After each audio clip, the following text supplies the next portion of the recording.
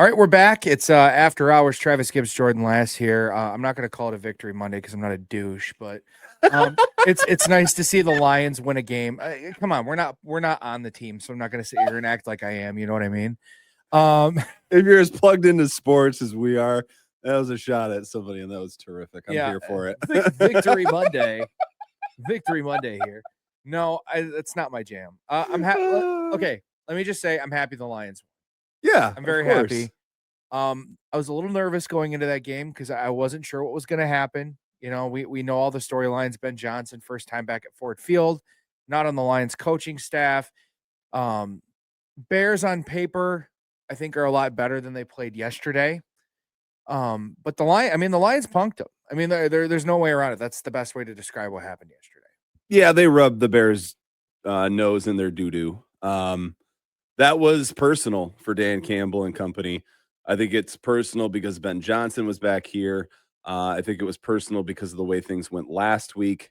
I'm not one of these people screaming we're back and doing all this stuff. I'm cautiously optimistic.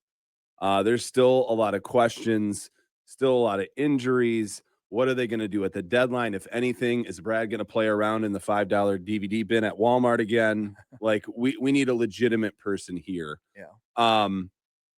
You and I were talking off air. I didn't appreciate the Ben Johnson chants in the crowd. I thought that was very tasteless. I mean, no ill will to the guy. If you were offered a head coaching job and more money than the job you were in, you can't sit here and tell me you would not take the other job. Or if it was just a better job in what you do. I was just going to say, I don't know who needs to hear this, but I mean, the end game for these guys isn't to just be an offensive coordinator or a defensive coordinator. I think Dan Campbell wanted to be a tight ends coach forever. No, everybody wants a shot at one of the 32 jobs out there. There's only 32 of them. That's a great point. Yeah. And you may fail in your only opportunity, but as somebody like you would rather say I tried and I failed than to sit back and wonder your entire life, what if I would have done this? What if I would have done that? Like, guys, please. I mean, he was ultimately going to leave. Did it kind of stink that he went to an in-division rival? Sure, but I mean, Chicago's a sleeping giant of a franchise. I mean, it's a big market. It's where guys would want to play if the team is good.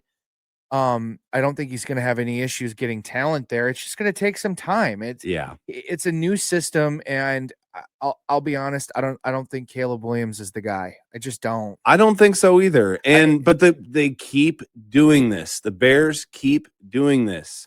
A regime, a GM, they draft a guy, then they saddle him with a coach that didn't want him, that didn't draft him. It's lunacy. It all needs to be in unison. A new GM, a new coach, a new quarterback. That's in the 60 years of the Super Bowl era. That's the one thing the Lions have gotten right. In 2021, when they got Brad, when they got Dan, and then they got Goff. And then to bring the Bengals into this conversation because of that big injury, it happens every year, it seems like, with them. What did Brad Holmes do? One of the first draft moves that he did when he got here, he protected his quarterback and drafted Penei Sewell.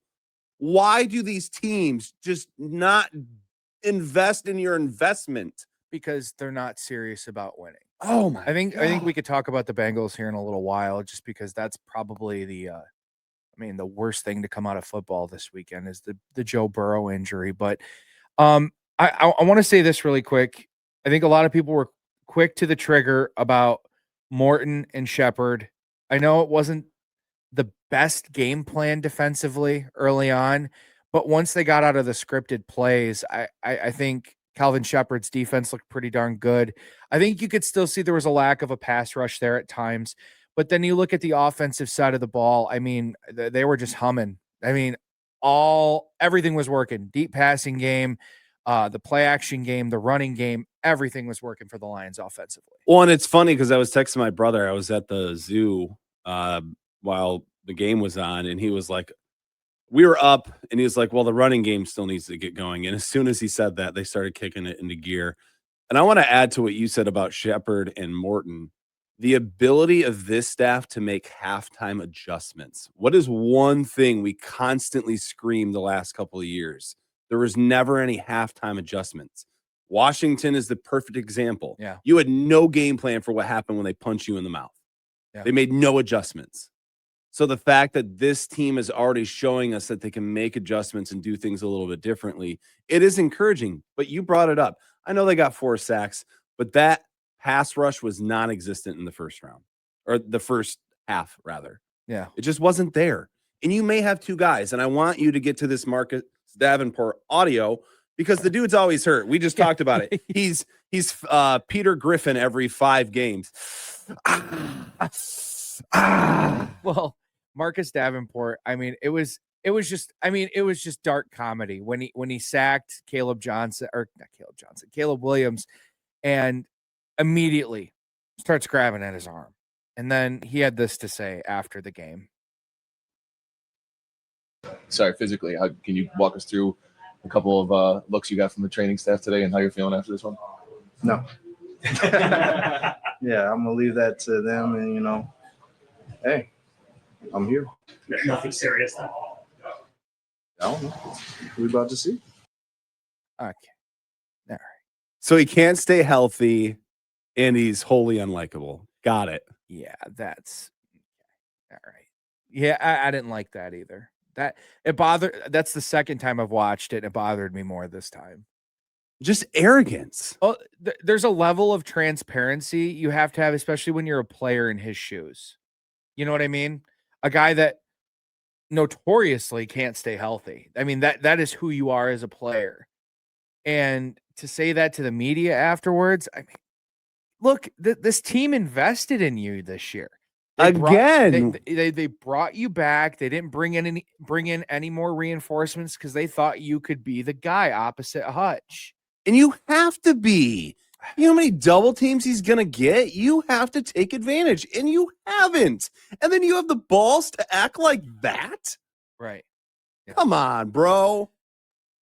I think as this season goes along, barring any, catastrophic injuries, which I thought was going to happen at the end of that game yesterday when Brian Branch went down, you're going to get Aleem McNeil back. Yep. You're going to get a handful of guys back, Josh Pascal, whatever he's going to help. It's going to help. But yeah, you're right. If there's one negative you could take away from this game, it was the lack of the pass rush at times, especially early. Well, and the 4 sacks came off of extra pressure. Yeah. You can't rely on blitzing because then it's going to expose that secondary that while it was solid yesterday, like I still have question marks about it. But a question I had, did you at all at any time during the celebration think that Amon-Ra was actually hurt? No. No. Well, speaking of injuries, though, I guess that I do have one more takeaway that was negative from this game. Why the hell is anybody important playing in that game halfway through the fourth quarter? It's 45-14, dude. Yeah, because they were too busy rubbing the Bears face in their doo-doo. But this is a Campbell thing. Like we saw it multiple times last year. The starters didn't get pulled out till late in the fourth quarter against Dallas, and that was after Aiden Hutchinson broke his leg in half. Jacksonville Jaguars starters were in that game until the fourth quarter. Tennessee Titans starters were in that game deep into the fourth quarter. What more do you have to prove? Game's over. Get the guys on the bench. Let them take a breath. Let's start prepping for next week at Baltimore, because right now, that's a huge game on your schedule. As Bill Belichick once said, we're on to Cincinnati. Yeah, I'm with you. I texted this to you yesterday. He's the Tom Thibodeau of the NFL. I'm a big Bulls fan. He was great in Chicago, but he almost killed Luol Deng. Literally, you can go look it up. It was a big thing. Derrick Rose shouldn't have been in that game 1 against the Philadelphia 76ers, the year that they were the number 1 seed, the year that you cannot convince me they would have won a world championship, and he tears his ACL in a meaningless point at the end of the game. I'm with you. There's no excuse for it. Yeah. Yeah, that bothered me a little bit. I like Dan, but listen, let off the gas. It's the NFL. Game's over. Game was over halfway through the third quarter. I hate to say it, but that last 4th down they win for it on. Why are you doing that? Come on, guys. Yeah, I know this was personal, but come on. You know, I'm with you. I'm with you. And then I'm not gonna play the audio, but I kind of want to describe the situation. One of the local reporters, I think he was trying to bait Ben Johnson in that Mhm. press conference. Basically, I think the last thing you should ask a head coach after a game like that is how demoralizing was that for you? Like, what do you want the guy to say? I understand there's a lot of people in this area that don't really care for Ben Johnson because of the decision he made in the offseason. But listen, guys, it's business. And I don't think Ben Johnson's a bad guy. And he kind of got treated like crap in that press conference when that reporter did that. Like, I mean, what's the guy supposed to say? You're clearly baiting him into getting mad. I don't like it when reporters do that. And honestly, yeah, I mean, the Lions kind of did, kick them while they were down a little bit. Well, and that's why I kind of differ from you and why I think it was a valid and fair question is we've talked the last several minutes about it. They rubbed the Bears' nose in their doo-doo. It was a fair question. They went for it on 4th and 3 or 4th and 4 when the game was way out of hand. Did Dan Campbell rub it in? I'll answer the question for Ben. Yes. Yes, he did. I mean, I'm telling you right now, I don't know what's going to happen in 2 to 3 years. Who knows if Ben Johnson's still going to be coaching in Chicago? Who knows if Dan Campbell's still going to be coaching in Detroit 3 years from now? Bingo. I mean, not for long. That's what the NFL stands for. You've mentioned it multiple times. But these are scenarios that head coaches remember. Oh, yeah. Ben will not forget this. No. And that's the part that scares me a little bit because the guy from an X's and O's standpoint knows the game and he's good at it. Oh, yeah. So once his system gets implemented, once he gets some more players that he wants, and that freaks me out. I'm just saying, future Lions, future Dan Campbell should remember this. That's all I'm saying. Can we timestamp this for fans? 10/20 on 9/15/2025. Yes. Next time Ben Johnson does that to you when he gets the opportunity, you can't complain. Don't be mad because you were sitting there chanting F Ben Johnson with your your ding dong in your hand, with your engine block on your head at the game with a 24-ounce beer. Anyway, that's just Lions. remember that. That's Lions Bears. Looking at the other big headlines in the NFL, we mentioned it kind of at the beginning of the show. Joe Burrow, man, that's tough.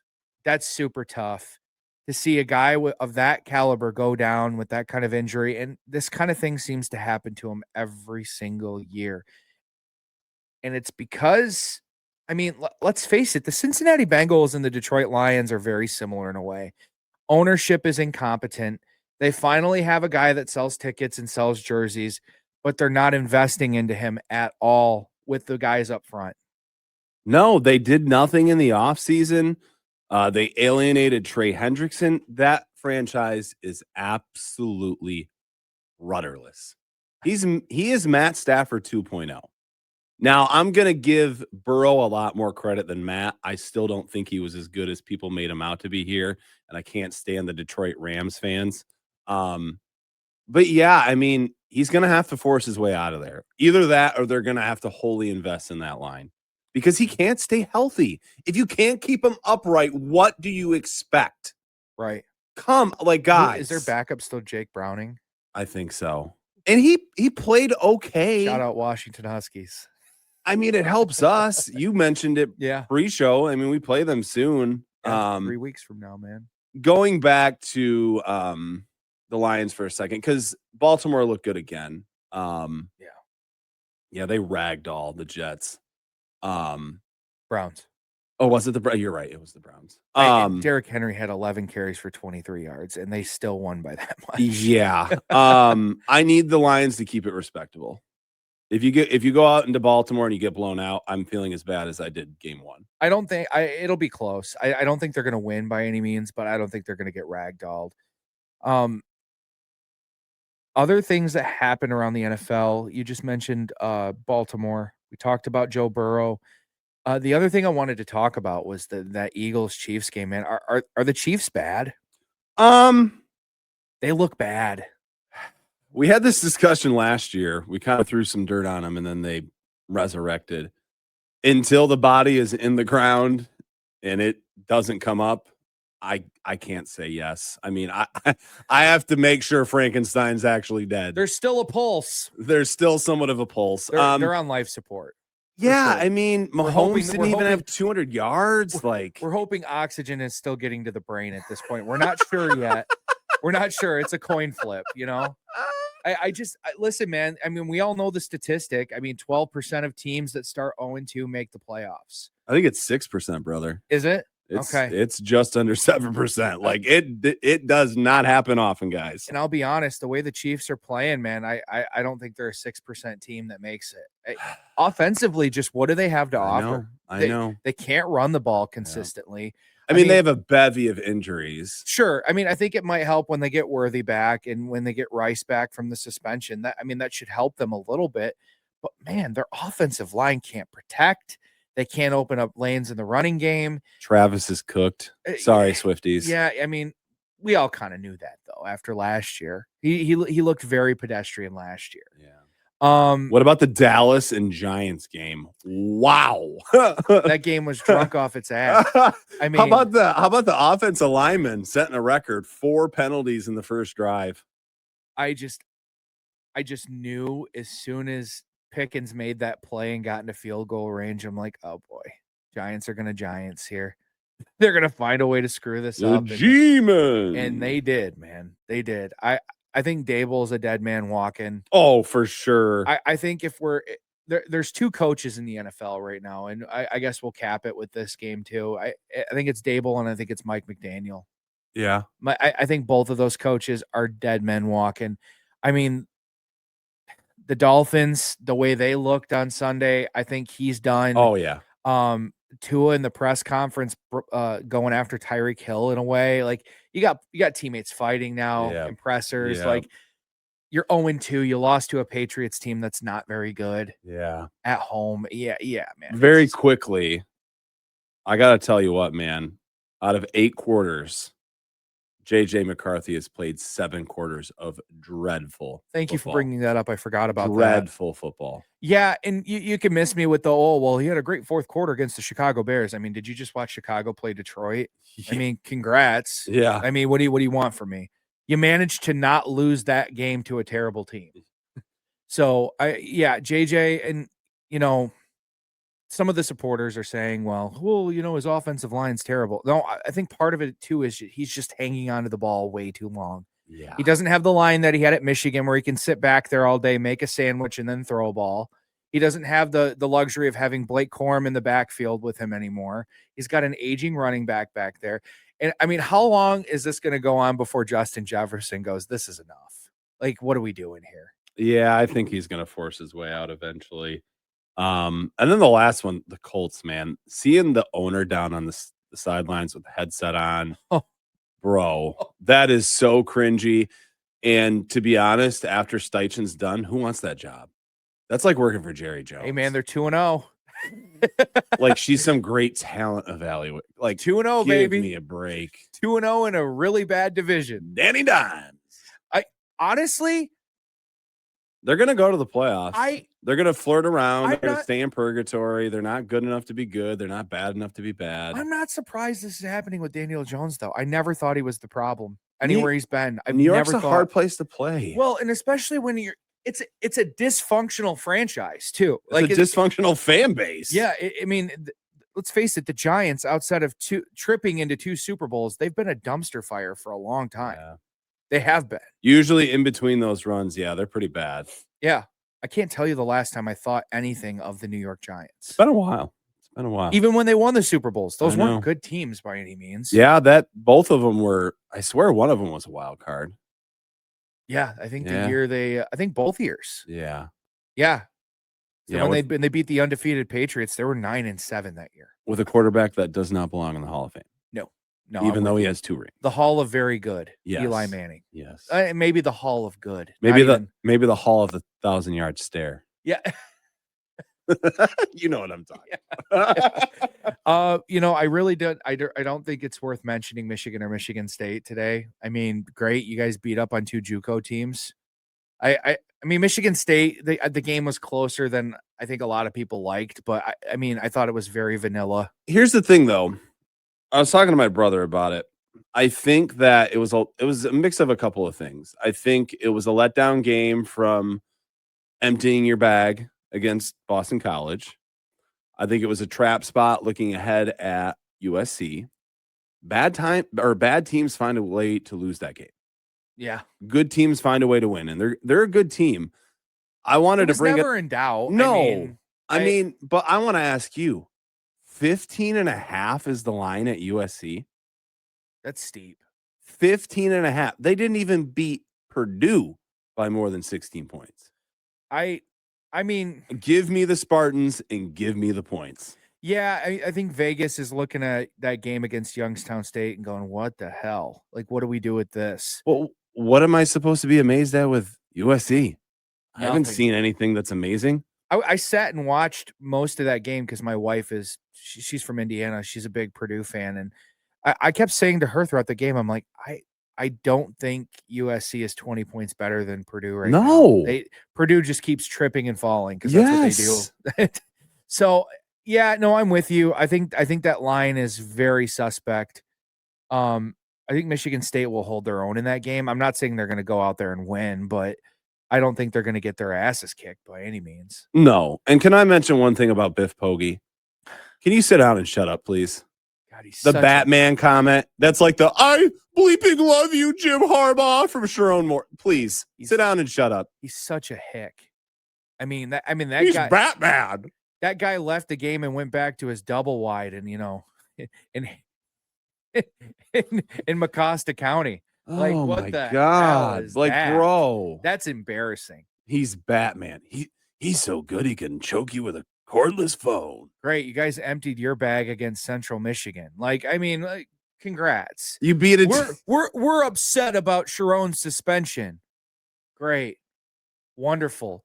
Take it out on a team that can't throw a forward pass. Congrats. And a team that, I hate to say it, might face some steep sanctions from the NCAA for allowing Cal Stallions on their sidelines. Yeah, not only do they suck, they're about to get cratered by the NCAA because they were too afraid to do it to you. I mean, really, it's true, right? It's so true. I mean, they're about to. I mean, Central Michigan's Hiroshima. I mean, oh yeah. I mean, not one nuke, 2. We're coming for 2. We're dropping 2 here. Anyway, way to kick them while they're down. Yeah. I think we're going to learn a lot more about both. Who does Michigan play this week? Michigan's got Nebraska. Oh, man. Where is it? It's in Lincoln. Yes. So I think we're going to learn a lot about Michigan and Michigan State this week. Michigan State, I mean, they have the late start, 11 o'clock Eastern time. Thanks, college football. Thanks, networks, for ruining the sport. Big Ten Saturday night. Yeah, 11 o'clock. and then, yeah, Michigan has Nebraska on Saturday. And Nebraska, I mean, I think they're better under Matt Rule. Are they a team that's going to knock? This would be a signature win for Matt Rule. Oh, for sure. Yeah, signature win. Because they got Batman on the other sideline. And where does this season go for Michigan if they drop that game to Nebraska? Oh, I'll be playing that audio. If it falls off a cliff, I'll be playing that audio quite a bit down the stretch. Yeah. Yeah. He's Batman. Batman against Central Michigan. Hilarious. God. What a hype machine Michigan is. Is his name really Biff? Or is it like let's Google this, because if it's Biff, like, is it really I feel bad Biff? for you. It can't be Biff, dude. Francis Xavier Biff Poggi. I was just gonna say it can't be Biff. My God. Where did he? I wonder where he picked that up. I remember when we were kids, like, we would use the term Biff, like if we dropped something, you biffed it. You know what I mean? I mean, I don't know. I don't know where he picked didn't that he get up. fired from Charlotte as a head coach? I mean, that's biffing it. Yeah, 100%. Is there anything else from college football that we're missing? Notre Dame's done. Yeah, Notre Dame's 0-2. Their body's still warm, but yeah, they're done. they could get in with 2 losses, but what signature wins do they have left on that I'm schedule? gonna look at their schedule really quick. It's while we're booty, talking. dude. I was gonna say, I mean, they got Navy, they got Army. Like this is the downfall of not being in a conference. They got Purdue. Purdue stinks. Woo. Arkansas, they Woo. stink. I mean, talk about a head coach that's a dead Sam man. Pittman? Yeah, he's a dead man walking. He has been for 2 years. Boise State, not any good. No. NC State, not really any good either. USC, I don't think very highly of them. I was gonna say, okay, maybe one decent game. Boston College, Navy, Pitt, Syracuse, and Stanford. Yeah, mean- Stanford's bad, brother. Pitt just lost the backyard brawl to West Virginia. So that's they're a not very, tough one. They're not very good. Is Nard Dog still there? Yeah. Dude, listen, if you can go 7-5, 8-4 at Pitt, you got a job. Like Yeah. you're not gonna go anywhere. Or Yeah. unless maybe he knows this is it for him. So it's like, okay, I'll stay here as long as I can until they walk me out. That kind of thing. Yeah, Jonathan Smith keeping his job alive. I mean, looking at their schedule, there's 4 or 5 like what I would consider almost automatic wins. You're already 2-0. So even if you get to 6 or 7, if you can't pull 1 or 2 out of the rest that's left, pack your bags and get out. 8 wins is the minimum. What now. I would say to a Notre Dame fan is you're starting a true freshman at quarterback this year. This is next year. Yeah, it's all about next year. Because I think the kid has shown enough to where he's sharp. He looks like he's good. He's pretty talented. He's a freshman. But yeah, he's a freshman playing at Notre Dame. So it's the same thing with Michigan. Guys, he's going to look like crap again. I guarantee it. Yeah. Like, these are freshmen. It's going to happen. Yeah, I think they're done. That was really the only big game from Saturday. It was a pretty bad slate, to be quite honest with you. Tennessee again. Had a chance to beat Georgia. Missed the game-winning field goal at the end. And what does Georgia do? They win in overtime because that's what they do when they're given an opportunity. That's the difference between a good program and a great program. It really is. And then Deshaun Foster got fired out at UCLA. I think we knew he was a dead man walking as soon as that press conference aired. Oh, yeah. Whoa, boy. We're in LA. So is USC. Yeah, I mean, I think he was always a fall guy. Like, that guy never had a freaking chance, dude. I don't even know why you take that job. Well, a lot of people I see on social media right now are saying because Jonathan Smith's a California guy, they think that he's going to pick up and leave and go to UCLA in the offseason. At least some Spartan fans are talking about it right now, and it's like, he may not have a choice if he doesn't win 8 games. Hear me out. Is it really the worst thing in the world if he takes another job? No. And that gives Jay Bad a chance to go out and find a guy then. Yeah. Who's pumping money into the program, by the way. They're shooting fireworks off after they score touchdowns now. And not pumping something else while he's on the phone with people? Right. Counting his beanbag? All right. On that note, we're done here. It's After Hours. Travis Gibbs Jordan Lass. That's good.